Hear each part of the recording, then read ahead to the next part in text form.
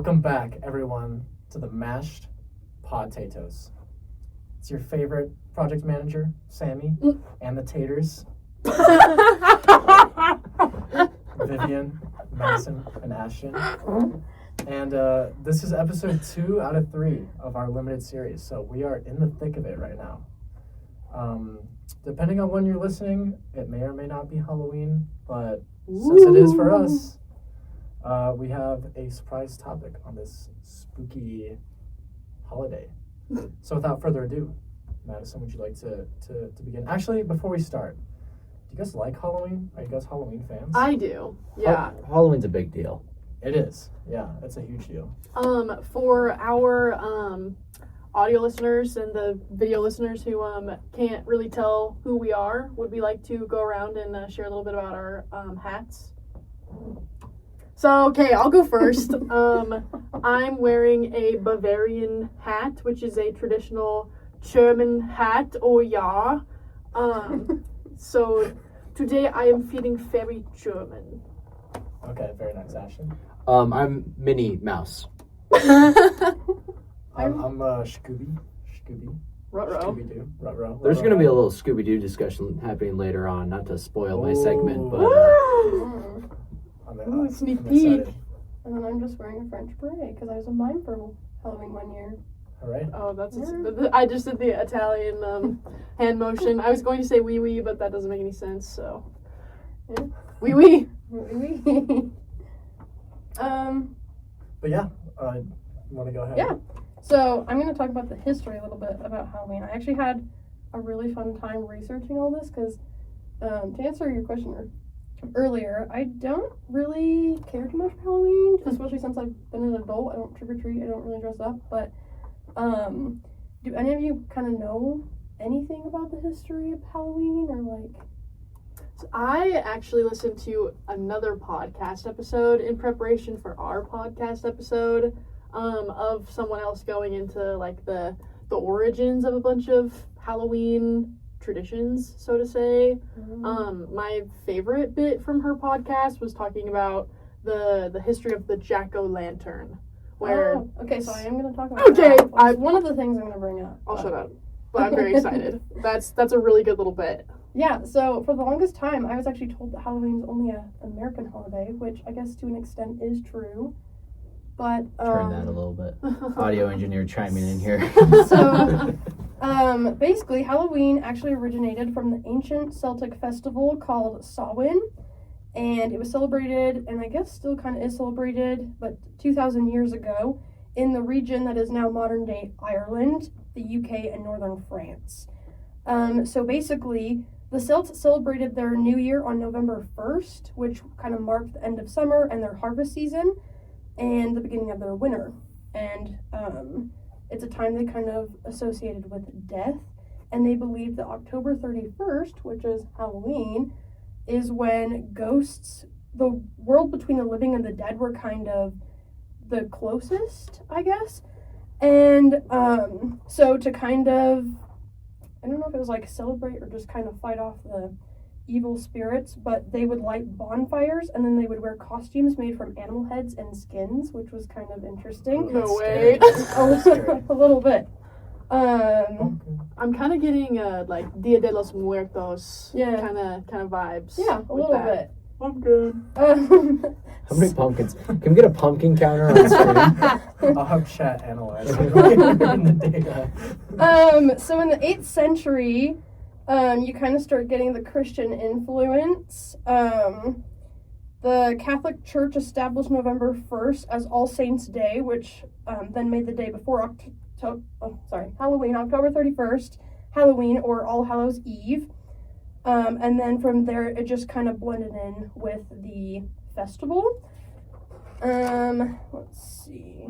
So, basically, when the Irish came over here,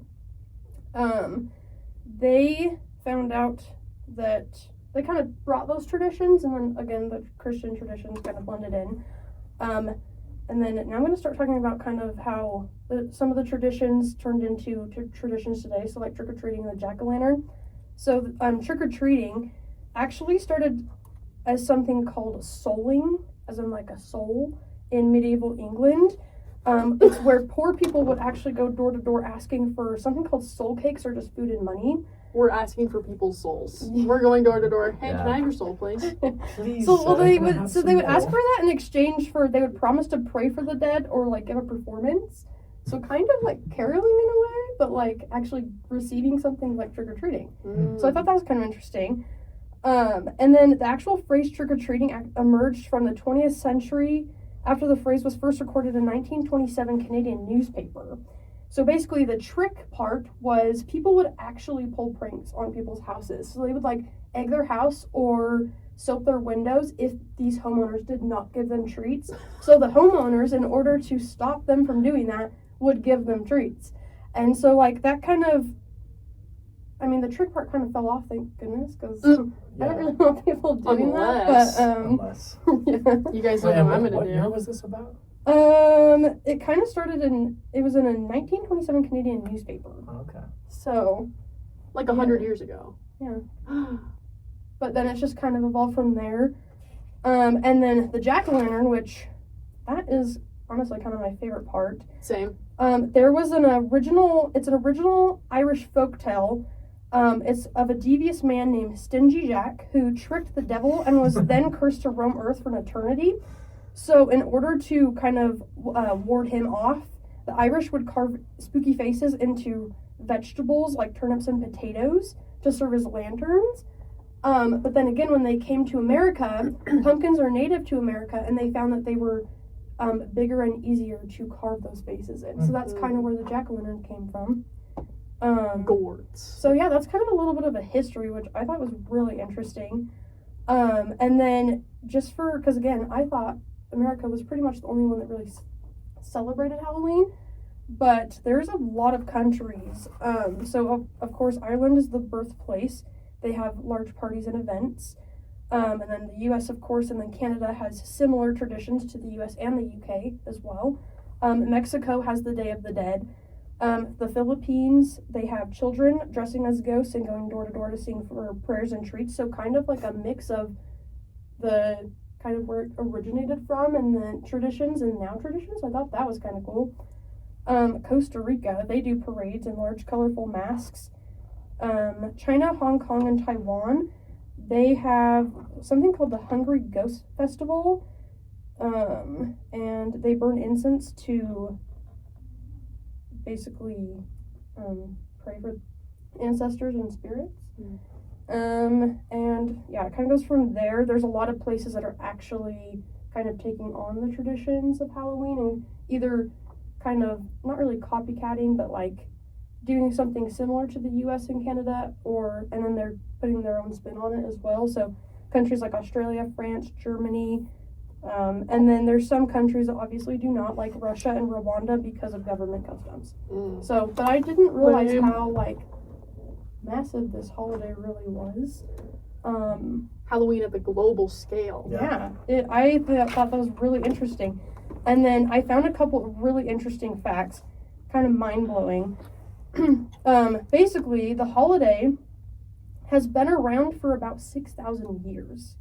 So it actually originated around 4000 BC in Ireland. No way, that's so long ago. Yeah, Top of it was Tamarnin. crazy. Did they have like forks and utensils by that point, or does Halloween predate that as well? I don't Oh know. gosh. I feel like it would. And then to kind of bring it to modern day, right behind Christmas, Halloween is the second most commercial holiday in the U.S., which honestly not too much of a shock. But what is shocking is that Americans spend about $6.9 billion on Halloween. That includes costumes, parties, candy. The candy alone is $2.08 billion, which, to give you an idea of how much that is, that's about 600 million pounds of candy, which is the equivalent of 6 Titanic. Oh, man. Like- Full of candy. Yeah, That's incredible. Isn't that insane? Built from candy. And then the last fact that I thought was really cool, the world's heaviest pumpkin recorded in the world was a little over 2,000 pounds, which is the equivalent of a small car. That's crazy. That's like the size of this room, probably. Yeah, I can only imagine how many seeds are in that thing. Like, Stingy Jack would be so proud. That devious man. That was probably like my favorite story that I've heard recently. Yeah, on the no, other I really podcast. enjoyed that one. I thought that was so cool because it's like, it really hasn't gone too far from, because trick-or-treating, like, it's not too different, but it is somewhat different. But then the Halloween, like, that's just been around and we still do it. Mm-hmm. So it's just really cool to see how much it hasn't really changed too Yeah. much. And what's interesting about like Stingy Jack, you said that he tricked the devil, but Mhm. how he did that was like he was just like a not good person to begin with, and he like tricked the devil to be like, oh well, if you're gonna drag me to hell, at least let me have one more drink because I'm an alcoholic. So then they went to the bar together. Classic. And So then, devious. And then, because Jack is so stingy, he was like, oh, but Satan, can you please pay for my drink for me? Like, bro, please. This is the lore. Wow, that part was not in my research. And I don't know where this other Potter found this, but this is just what I remember from listening to her last night. Mhm. So then the Jack's idea is to like trick the bartender of like, no, but Satan, you should just turn yourself into a coin and then we can pay the bartender and then you can turn yourself back when he's not looking. So that's what they did. Sounds like they'd be good friends. Yeah, but he just like keeps conning Satan somehow, the devil, and it eventually he like evades Satan long enough to when he like actually dies from just being an alcoholic. He's getting ready to march up to the pearly gates, and God's like, I don't know what you think you're doing here, so go on now. And so then he marches back down the stairs and keeps going down to the gates of hell, and then Satan's like, I remember you. I also can't let you in here. So here's this little flame that you can take and go to pumpkin and root vegetables and gourds that get carved, and you can light your way there. All right. Huh. Wowza. That's Incredible. an interesting little add-on. Yeah, It was so definitely not in my research. surprise. But yeah. Pumpkin. So I don't know. That I just thought that was interesting. But I didn't tell the story right completely, so I would recommend reading a little more Yeah. into that. As I on your mentioned own. last episode, we are not experts here on this subject matter. We're just trying to have a good time. Yeah, just by the way. Pumpkin. Pumpkin. So then that'll bring me to mine. So obviously there are a lot of like stories and like urban legends and myths that go into like the history of Halloween. So I want to talk about creepypastas, Which you are an expert on that which topic, I actually. am an expert on already. So Ashton, were you not the biggest expert on this one? No, so I didn't know what this was until yesterday at 7 p.m. So this segment is particularly interesting to me. Vivian put a picture of a poorly rendered emoji in our class document, and Ashton was like, "Is this a creepypasta?" and it was literally just like, I never got an answer, by the way. I don't know. We'll see. We'll see. I So it was you said this. No. this was the image that Ashton was like, is this creepypasta? To the listeners, this is a what is that? I don't even know how to Um, describe that. A It's cry an- for help. It's a Cry it's an for emoji. help. It's literally just an emoji that is very pixelated, and his hands are up as just why. Anyway, I use this as a Classic. reaction image to a lot of Yeah, things. yeah. Oh yeah. But to get us started, Ashton, do you care to enlighten us what a creepypasta is? Now that you know a little bit more. I still don't feel like I don't feel like I'm the person to ask. Okay, team Sammy, Maddie. My understanding is that it's just like an internet urban legend. Pretty kind much. of. Yeah. Okay. I just Yeah. thought they were like kind of characters. I don't know too much about them, but So, the creepypasta, like, itself is a noun, and it refers to the story. oh. So, like, you can have, like, creepypasta characters, but, so, if you're thinking of, like, Slender Man, or Jeff the Killer, like, those are all characters that have stories, which are the creepypasta. Gotcha. Okay. Are we all on the same page? Yeah. Okay. Perfectly. Awesome! So, I want to set the scene for this particular creepypasta because I only wanted to highlight one and get really into depth with it. Okay, are you gonna scare us? Should I like hold on to my seat? Maybe. Just brace yourself, I'll say. All right. It's the late 1940s, deep in the shadow of the Cold War. We're back in Russia, by the way. Okay, not Finland. Not Finland. God, no. Finland. Finland in air quotes. So the Soviet Union is desperate to understand the limits of the human mind, to find out how far people can be pushed before they break, which, awesome. So great. And somewhere in the middle of all that paranoia, this particular story begins. The tale goes that a group of Russian scientists sealed 5 prisoners into a small windowless chamber. And more research of what I've done on the prisoners is that they volunteered. So they were promised their freedom if they could stay awake for 30 days straight. Man.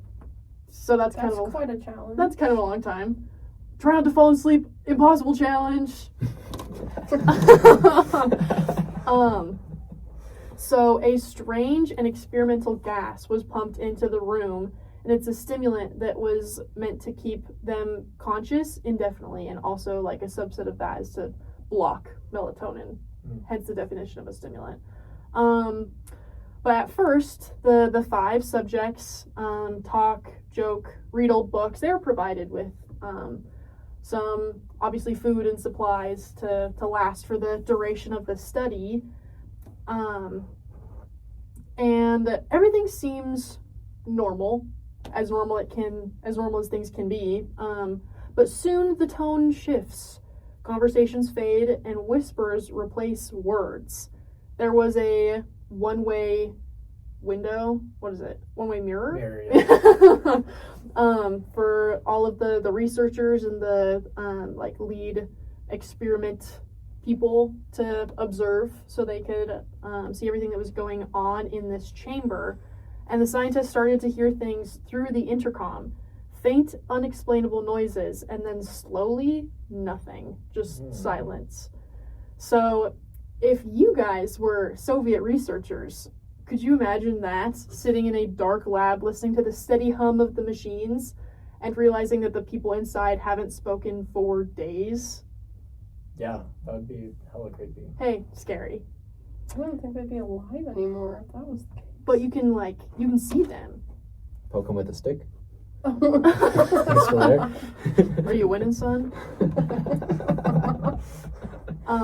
When the story resurfaced decades later online, it was called the Russian Sleep Experiment. And it quickly became one of the internet's most chilling creepypastas. So it first appeared around 2010, written anonymously in a flat, clinical tone, like a declassified military report, and that tone is what made it feel so real and convincing. There weren't any jump scares or monsters. It was quiet, methodical, disturbingly calm experiment. And that calmness is what gets under your skin as a listener or a reader. Have you ever noticed that the scariest stories are the ones that sound just plausible enough to be true? Because that's something that I look for in a good horror film, where it's not something that's super outlandish. I agree. It's Yeah. believable to be real, where that's like where the actual fear comes from. I feel like you'll talk about that later. Perhaps. Not to spoil, but also kind of to spoil. Self-plug. Pumpkin. I was like the Russians in the chamber. It was like, they were loud at first. Pumpkin. And then they got quieter there. Sorry, guys. No, it's okay. So the tale claimed that the experiment took place in a Soviet military research facility sometime in the late 1940s. Hey, not too far-fetched to begin with. Soviets were doing a bunch of fun, shady stuff during the Cold War era. So when people read this story, they didn't just think, that's terrifying. They thought, wait, could this have really happened? Because low-key, I did believe this for a second, and then I had to come to my senses and be like, hey, that's actually not real. This didn't happen. So I got fooled for a second. And that's the genius of it.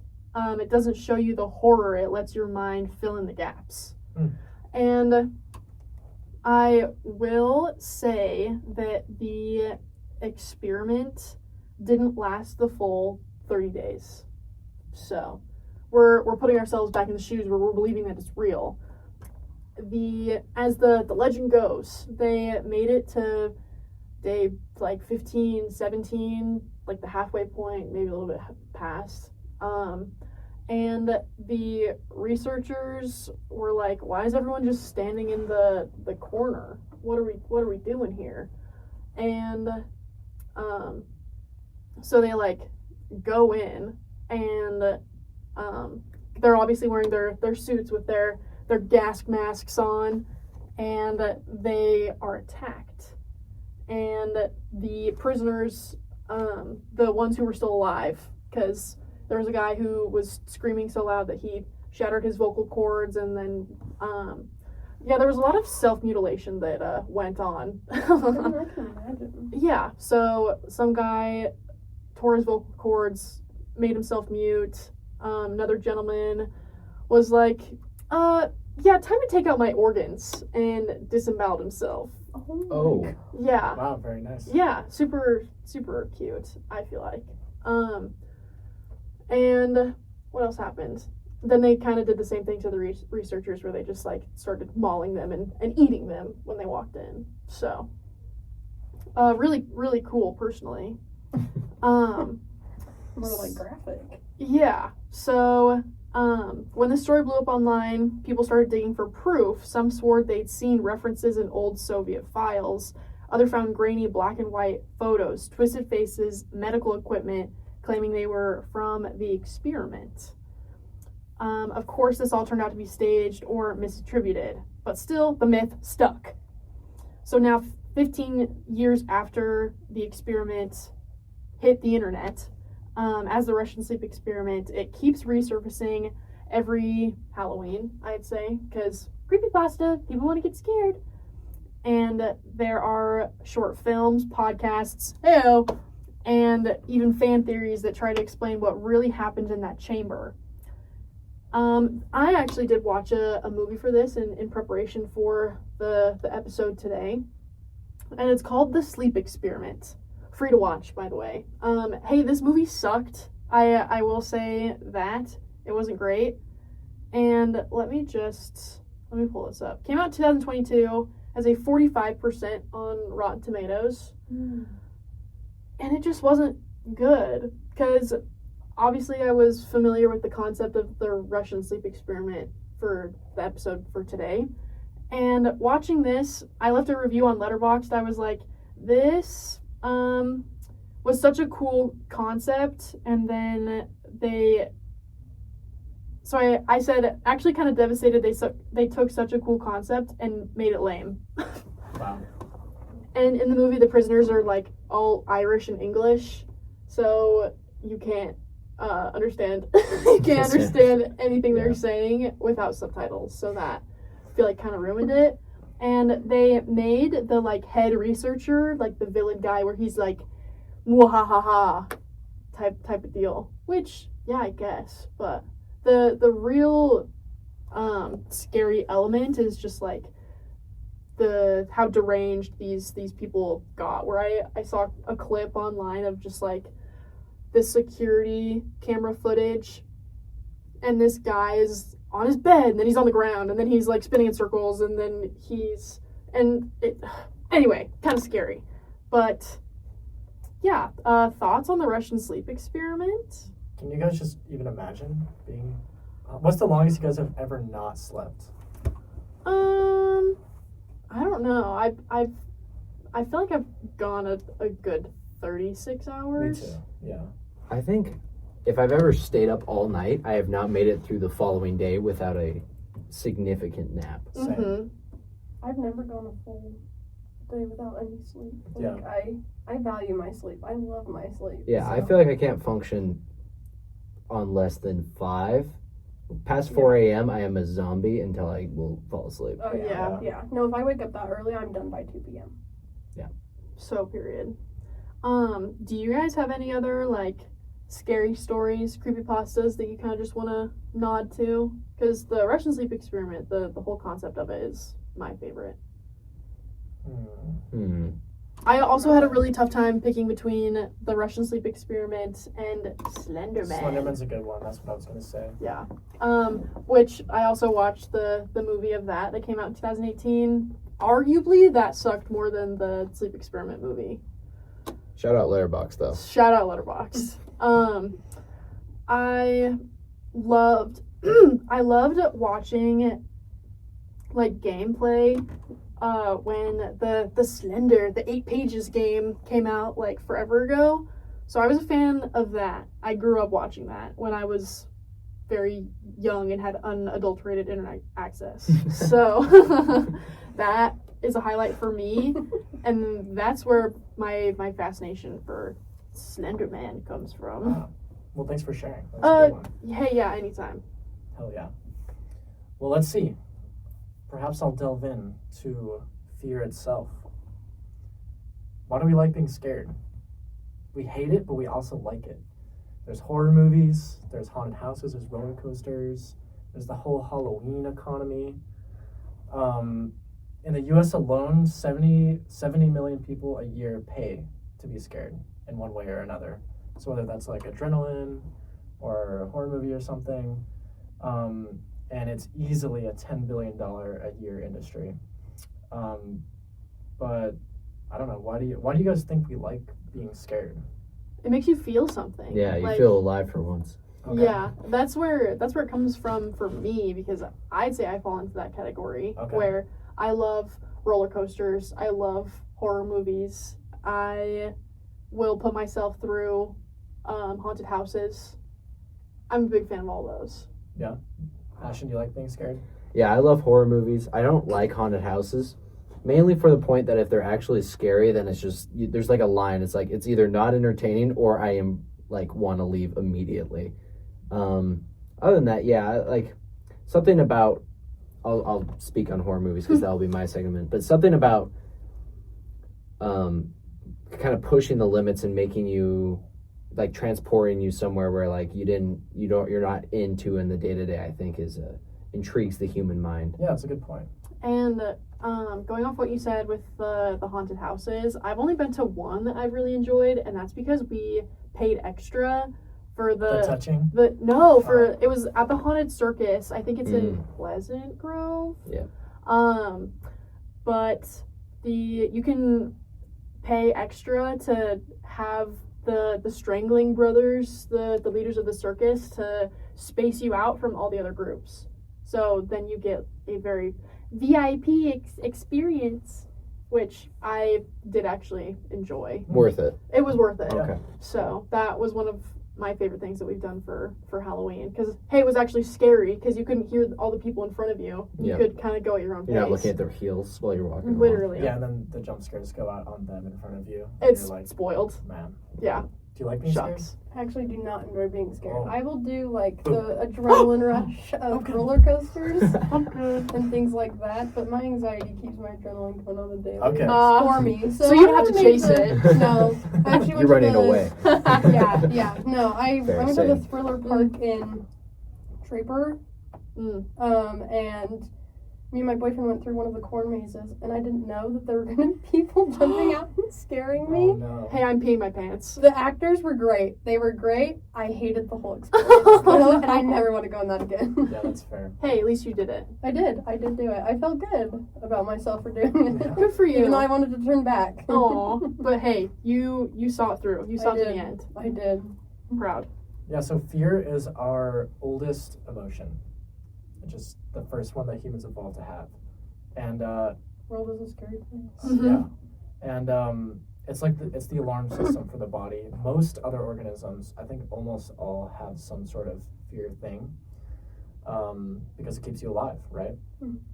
So in every culture, as well. There's some sort of culture around fear too, like kind of like you were talking about. And daily, according to the World Health Organization, 90% of people experience some sort of fear or anxiety every day.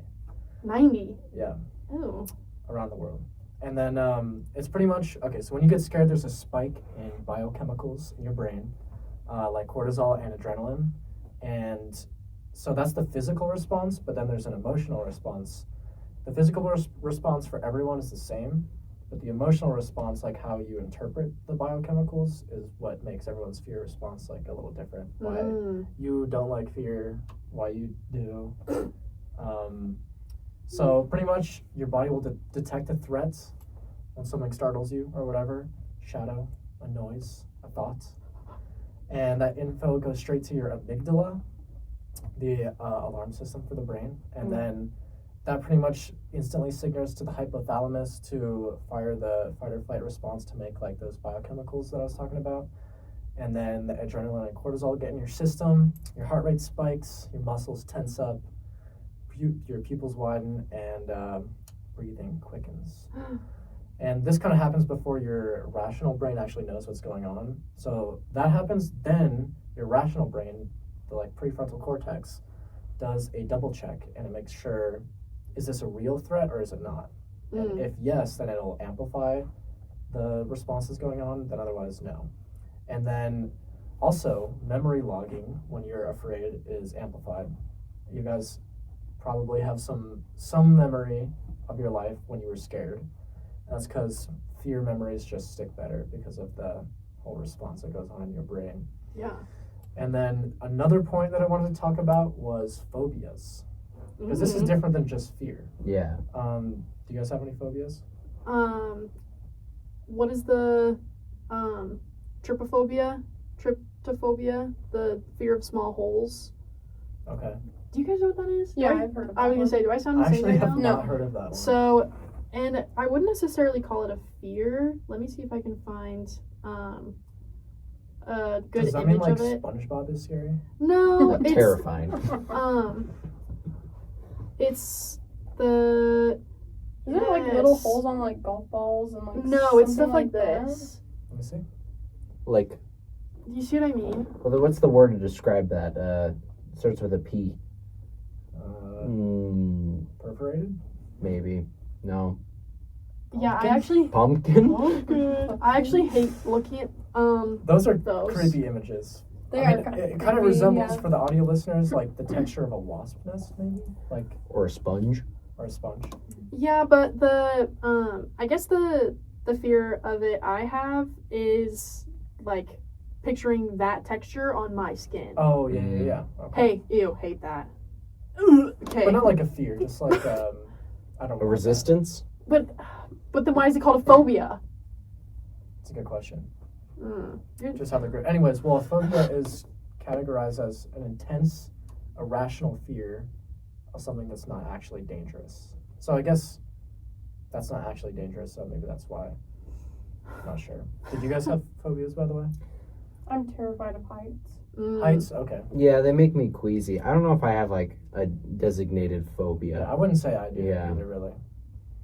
But maybe that Maybe I meant to nauseous find it. response is your fear response. Yeah, Did you ever maybe. think about that? But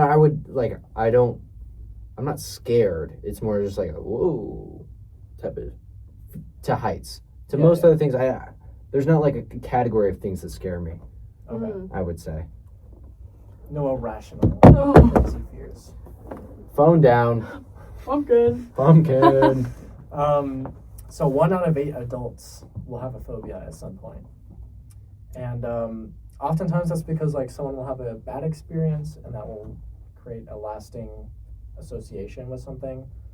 If you got food poisoning from Taco Bell, could be afraid of Taco Bell forever, you know?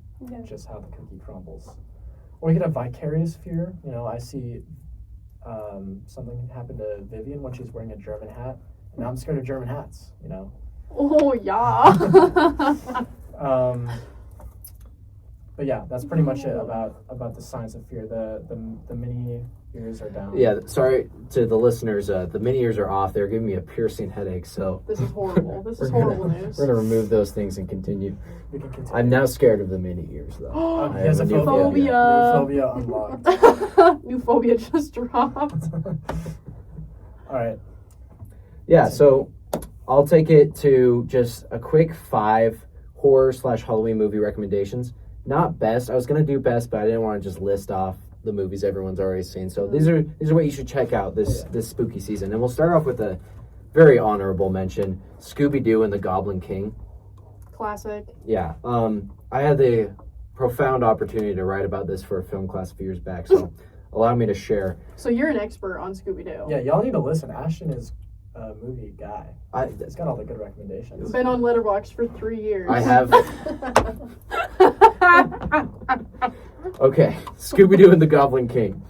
A complex analysis of friendship and the forces of good and evil juxtaposed against one another, this timeless work executes so elegantly layers of whimsical text. The setting, a deeply haunted and hallowed ground, situates you firmly into a contemporary place of being, thematically insinuating the rise of devilish forces and the downfall of ethics and Christian values in a modern sense. Are you just trying to elevate your Lextile score? That Lextile score is going to be off the charts, I promise. Color and splendor, importance and place, a film that truly defies the medium. I turned that in, by the way. Period. That is so tea. Now I'll throw in 5 movies. If you've watched it before, chime in. It's kind of a if you've seen it, say something situation. So first, Manhunter. This is from 1986. I kind of struggle with like scary. Is it a slasher? No, so it's kind of. So this came out 6 years before Silence of the Lambs, but it's based off the same series of books. So it has Hannibal Lecter in it. Love Hannibal Lecter. But it's really, Hannibal. like I said, it's really 6 years before Silence of the Lambs. And Manhunter is about the detective that caught Hannibal Lecter after, and it's his next case. But he has to go back to Hannibal Lecter to help him solve this new one about the Tooth Fairy. So it's like a prequel. Kind of like a prequel. It's a different person plays Hannibal Lecter, though. Really? It's not Anthony Hopkins, but this guy does a great job too. Very good movie. It's kind of the sweet spot, I would say, of horror and thriller. With the Tooth Fairy? With the Tooth Fairy, yeah. Okay. Tooth Fairy's got some issues. You do meet him at the end. What? Yeah, no spoilers. Okay. And then this has been a great horror movie year as far as new movies coming out. So I wanted to throw one out there that's now on streaming. Have you guys seen Weapons yet? I have. I love Weapons. Weapons is so good. Have you guys seen Weapons? No, I haven't. Okay, so you guys gotta check out Weapons. Okay, all right. I'm just gonna read the tagline. I don't want to do any spoilers at all, but this is the tagline of the movie. Last night at 2:17 a.m., every child from Mrs. Gandy's class woke up, got out of bed, went downstairs, opened the front door, walked into the dark, and they never came back. Pretty good tagline. Yeah, Very good movie. Love. I pulled up my Letterboxd. I gave Weapons a 4.5 out of 5 stars. Agreed. I said it was a good horror movie with really solid elements, great suspense. I also said I knew it was fake, though, based on Mrs. Gandy living off a so-called teacher's wage and funding her own house, car, and alcohol addiction. Yeah. So if Mrs. that doesn't Gandy make you want to cannot- watch it, then I can't help you. How does she afford to be an alcoholic on a teacher's salary? Literally. Makes no sense. So, anyway, really good movie. Very fair points. Yeah, fully recommend. Stamp of approval. Third, An American Werewolf in London. Ever seen that, anyone? No. That one's from 1981. It's about 2 American college kids, and they're backpacking through the United Kingdom, and they're attacked by a wolf. One of them survives, the other one dies, but the dead friend keeps showing up, and he's like progressively decomposing as he shows up to talk to his friend, and they're like just chatting like 2 college guys would. Oh. And he's like, hey, by the way, you're a werewolf now. Like, you need to like save the people around you. You're a werewolf. Like, I died, but now you're a werewolf. Kind of funny, great costumes and everything. It's a good popcorn movie. I would say. Sweet. So throw that one out there. Okay, number 2, The Fly. That's from 1986. What is up with you and all these, like, 86. That's number 2 from 86. Yeah. Right? the 80s movies? We got 3 80s movies, one from the 70s. Oh. One from this year. You guys got to check them out. The old movies are classics for a reason. I guess they are. Okay, The Fly has Jeff Goldblum in it. Oh, okay, I'm sold. Yeah, exactly. I wrote here, I said, the ever so amazing Jeff Goldblum. Yep. Which is how I would describe him. I love Jeff Goldblum. This movie takes itself super seriously, but it is, like, laugh out loud funny. Okay, good. He's a scientist / inventor, and he solves transportation. Like, he puts himself in a pod, and then he ends up in the other pod across the room type deal. But when he first tests it on himself, a fly sneaks in with him, and it, like, merges with his DNA composition on the other side. Ew. And he slowly turns into a fly. Just chaos, and he's also decomposing. I guess that's a theme of these movies, is actively people decomposing. No worries. No worries. Number one, Except for I the think this is decomposing part. Yeah. Hey, Yeah. that's a little worries. Some worries. some, Sorry. just a tiny bit. Number one, I think this is the greatest horror movie, but it's old, but it is a classic. The Exorcist, The original. Have Okay. any of you ever seen it? I actually haven't. I don't think I have either. Yeah. Oh, guys, it's been 52 years, and it is still like shockingly scary. And it, again, I think it goes back to the fear thing. Is it presents itself, even though absolutely extraordinary events are happening, it presents itself as something that is absolutely real. And how are these people going to deal with this? Mm. And so it's this little girl, Reagan, who's possessed by a demon. But I think beyond the movie being scary, the production has like a long lineage of being very troubled. During the production, a set fire took ablaze the entire set, except for the one room where they were doing the exorcism. I've actually heard about that. That's Ew. crazy. Okay, chills. The I'm director, the GOAT, William Friedkin, is said to have set off a rifle to get more genuine reactions from the cast. Mind you, there was a 12-year-old girl at the center of this movie, and he's just like Okay. firing off the rifle so that we can Man. make him scared. The actress who played her mother, she said that 9 people, either cast, crew, or their relatives, died during the 6-month production of the movie. Hey, that's horrifying. I also heard that they had to keep the room like so cold to where they had to like film the scenes in very minimal amount of time. Hmm. So it took so long to finish the production of this movie. And they had to pause it because the little girl fractured her lower spine. Of course she Oh, did. yes. So, cursed production, cursed movie, but one of the all-time greats. Yeah. No, that and this inspired like all of the Conjuring universe. It's evolved into 10 movies, if not every horror movie being inspired by it, I would say. Gotcha. With like the satanic ritual Mhm. exorcism The theme. the Conjurings, the Nuns, Yeah. all those movies, I think, draw a lot of inspiration. For sure. Good stuff. Yeah, so check out those movies after you listen to this podcast episode 3 times. We will be back for one more episode. Our final episode. You've had 66% of the mashed potatoes. Mm-hmm. This is going to be it. So check us out again next week, same time for us. But we appreciate you. We appreciate you listening. We appreciate all the viewers on YouTube. Apparently, Yeah. shout out you guys. Thanks. Even shout out you, Grant. Okay, you're listening. Okay, shout out you too. But again, fans. thank you guys, and we'll see you next week.